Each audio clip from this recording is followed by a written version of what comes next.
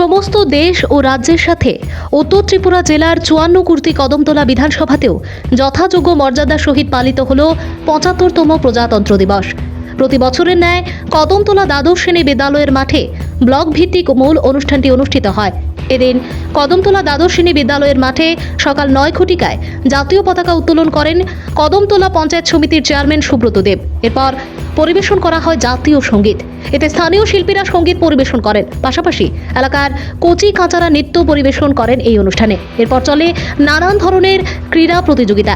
পতাকা উত্তোলনের পর স্বাগত ভাষণ রাখেন কদমতলা পঞ্চায়েত সমিতির চেয়ারম্যান সুব্রত দেব। তিনি ছাড়াও উপস্থিত ছিলেন কদমতলা আদি ব্লকের ভিডিও প্রণয় দাস, অতিরিক্ত ভিডিও স্বপন কুমার দাস, কদমতলা পঞ্চায়েত সমিতির ভাইস চেয়ারম্যান বিদ্যাভূষণ দাস, কদমতলা দ্বাদশ শ্রেণী বিদ্যালয়ের প্রধান শিক্ষক হিমাংশু দেবনাথ সহ অন্যান্য অতিথিবৃন্দ। এদিকে কদমতলা আদি ব্লক প্রাঙ্গণেও যথাযোগ্য মর্যাদায় পালিত হল 75তম প্রজাতন্ত্র দিবস। জাতীয় পতাকা উত্তোলন করেন পঞ্চায়েত সমিতির ভাইস চেয়ারম্যান বিদ্যাভূষণ দাস। ভানুচন্দ্রের রিপোর্ট, আসাম প্রাইম নেটওয়ার্ক।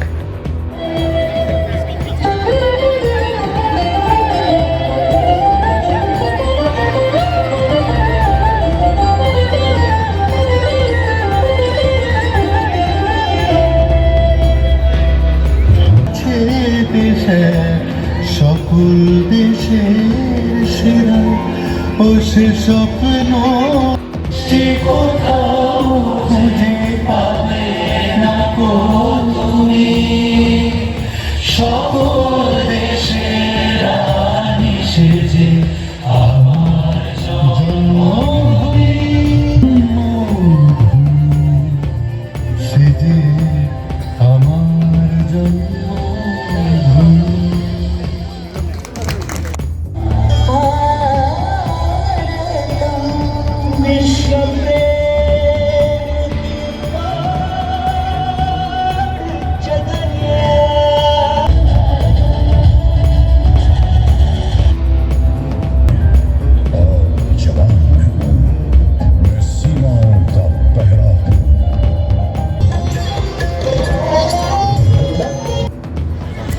যাচ্ছি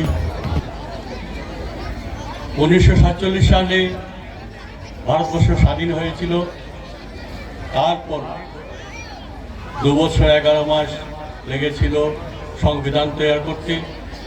1950 ইংরেজির এই 26শে জানুয়ারি ভারতবর্ষের সংবিধান তৈরি হয়েছিল। তখন থেকে আমরা স্বাধীন ভারতবর্ষ পেয়েছিলাম।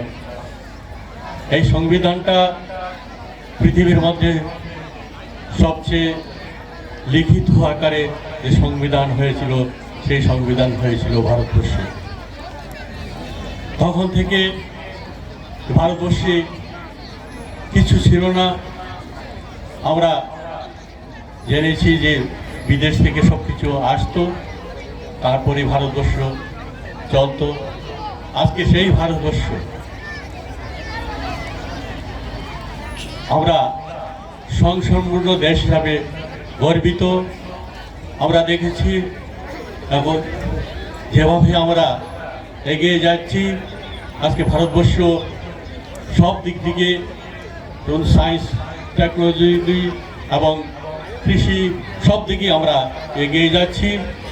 কারণ আমরা দেখেছি, জানেন, কিছুদিন আগে 2 বছর আগে যারা করোনা মহামারী দেখা দিয়েছিল, তা আমাদের ভারতবর্ষের বৈজ্ঞানিকরা 8 মাসের মধ্যেই এই ভ্যাকসিনটা তৈরি করে আমাদের বাঁচিয়েছিল এবং বিদেশেও অনেকগুলা ভ্যাকসিন দেওয়া হয়েছিল।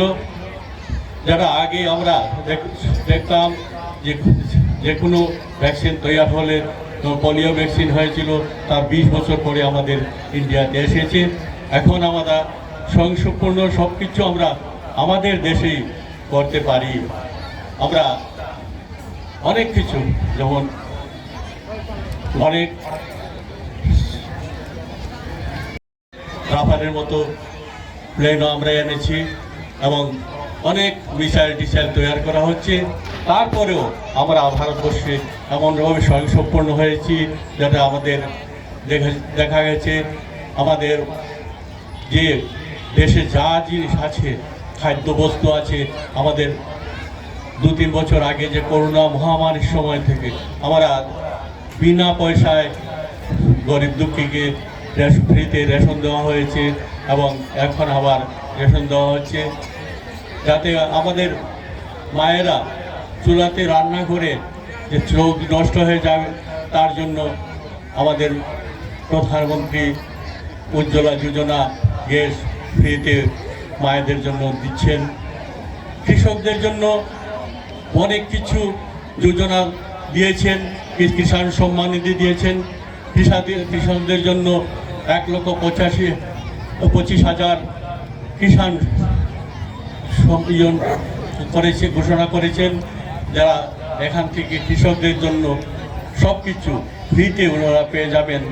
এইভাবে আমাদের দেশকে এগিয়ে নিয়ে যাচ্ছেন আমাদের প্রধানমন্ত্রী। আমরা চাই আমরা আরও স্বয়ংসম্পূর্ণ হতে।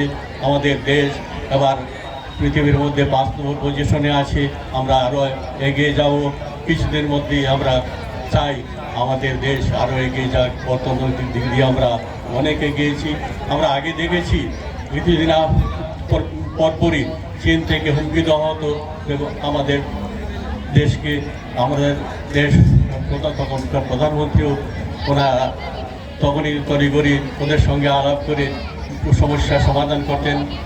এইবার আমাদের দেশ যেভাবে এগিয়েছে, কোনো ধরনের কোনো ইয়েকে আমরা তোচ্ছা করি না এবং আমরা স্বয়ংসম্পূর্ণভাবে মোকাবিলা করতে পারি। এইভাবে আমাদের দেশকে এগিয়ে নিয়ে যাওয়া হচ্ছে। আপনারা সবাই সহযোগিতা করুন।